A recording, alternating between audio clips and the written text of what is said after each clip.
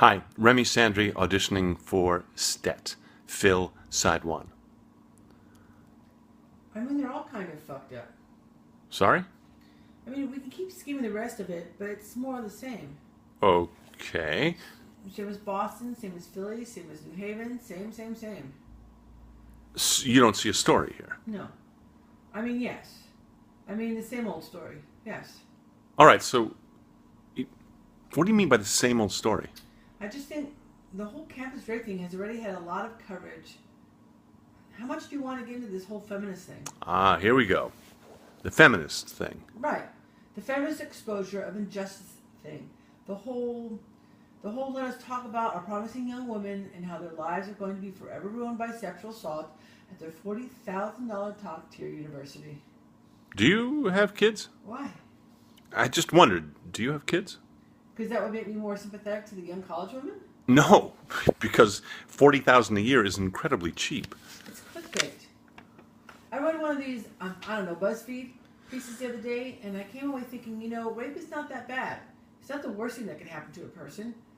I mean, you can die, you can be brutally, horrifically murdered. That would suck.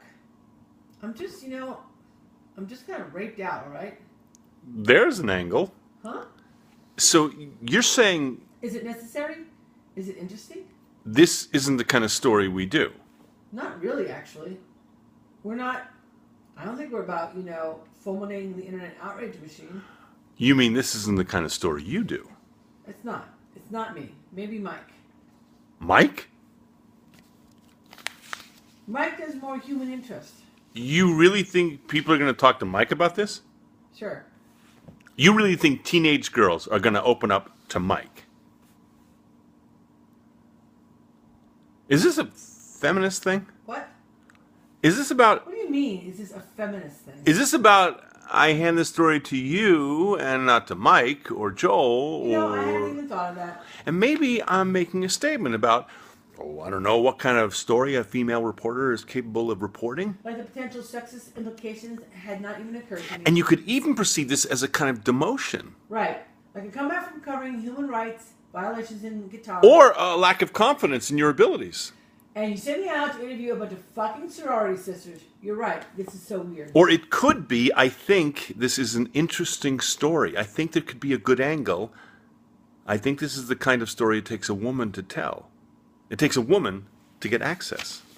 I want to write the rape is bad story, okay? I agree with you. I don't want that story. What's the real story?